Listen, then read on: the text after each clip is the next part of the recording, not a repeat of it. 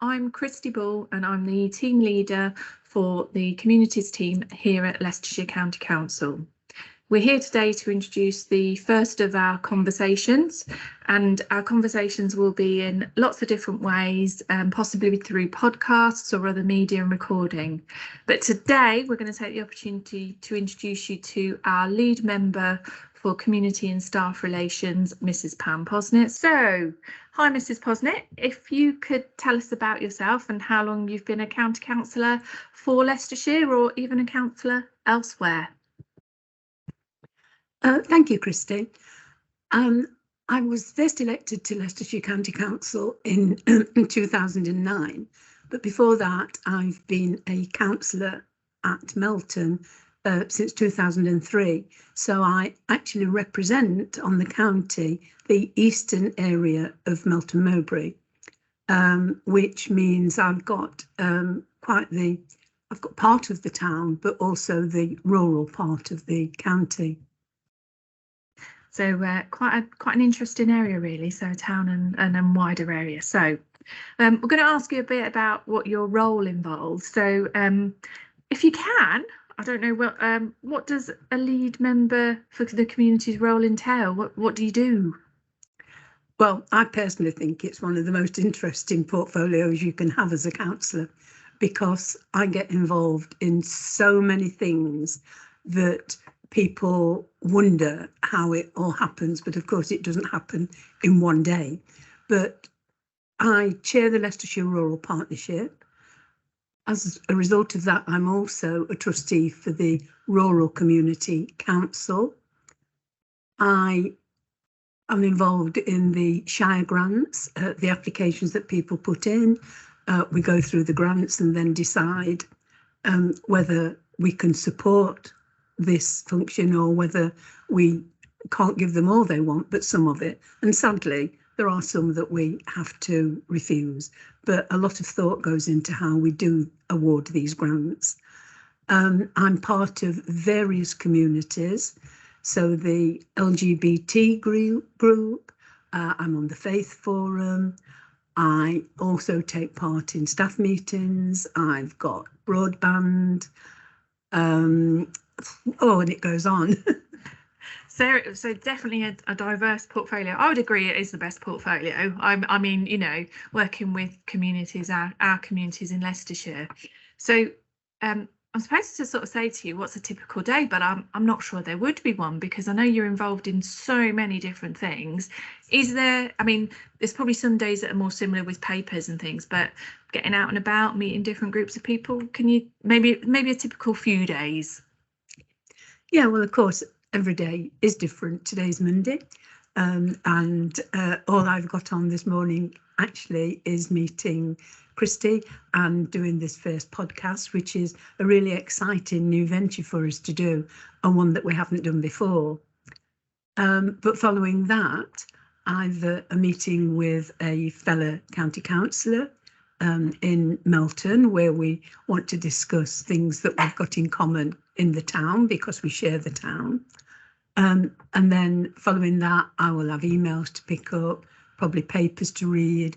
I'll be rereading my cabinet briefing and cabinet papers for the meetings tomorrow. And then the evening will be spent with my local Rotary Club, of which I am president at the moment. Wow. That is a busy day, just a typical Monday. And I know that's all really important to you, because it's about working with different kinds of people and hearing and listening and doing all those things that help you become a county councillor. But how do you think we can all, as Leicestershire County Council, help communities connect with each other? Is there something that you could consider? What I think we need to do is we need to listen, and listen carefully to what members of the community are telling us. We need to make ourselves as councillors, I believe, visible, so that we can be part of the local community. I, for example, try and make myself available to residents. The last Saturday in every month, I have a councillor's surgery where I take over a market stall in Melton Marketplace, which is really good. people don't, not everybody comes because they want to shout at me. They do sometimes, or that they want to ask me something, ask me if I can help them with something, tell me something, tell me how they're feeling, perhaps also tell me things that are happening in the community that I may not be aware of. And I think it's vital that we keep in touch with the people who take the time to go out, vote for us and get us elected. Thank you, Mrs. Posnett. And obviously, for us, that's our community's approach, wanting to listen and have conversations with and talking to people. So I'm going to put a little plug in there for that, because that's what you do. We've also relaunched, and we'll be having our community's website. We'll be having the podcasts connected to our community's website as well. And I know that we do a number of other things, such as, you know, the conversations with town and parish councils, emails, traditional methods. But we wanted to have a go and try and do this because we think it would reach more people. And whilst we both might be a little nervous about recording and having our voices go out there, I think it'll be a nice opportunity. So, yeah. Is there anything you would like to see on these podcasts? Obviously not us all the time, perhaps, but any other topics or anything you'd like us to cover, or that you know might be coming up? Yes, I think one of the things I didn't mention that I do, which I'm very proud to be, which is lead member for Armed Forces. And I think living where I live in Melton, where we've got the Defence Animal Centre there, we need to be aware of what people, local members of the community, have done to support us. And to that aim, I do have a Veterans Breakfast Club the first Saturday in every month. But it's not just things that we do as communities. We've got other lead members for different areas of the county council. So the health board, we have financial lead member, we have a children and families, we have an adults and social care. And I think it's important that in these times, particularly with what's happening at the moment, that we hear from all these different members and explain what we are doing as members of the county council to support all the members, all the residents who live in Leicestershire. Thank you.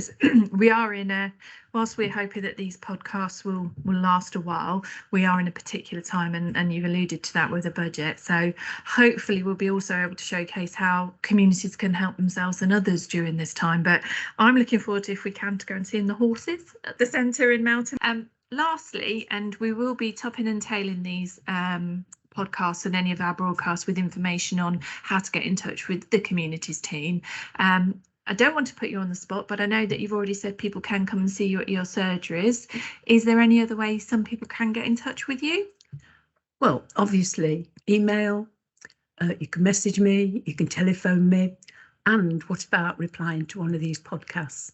And perhaps what about contacting us to tell us what you would like to hear us use our podcasts for? I think that would be very valuable. So this is just an introduction, and this is not going to be something that we'll go on for hours for. There'll be plenty of other opportunities for that. I've just got a couple of questions for you, and whether you could actually tell us one thing about yourself, perhaps something like, what's your favourite meal? What's your favourite dish? Well, I'm one of those people who eats virtually anything and everything. I do like, not highly spiced, but I do like food to be flavoured. If I don't like something, then I definitely cannot eat it. But there are very few of those, but tripe's one of them. And I can't imagine myself eating cockroaches or anything like that. But on the whole, Indian, Chinese, you name it, I'll try it. Thank you, Mrs. Posnett.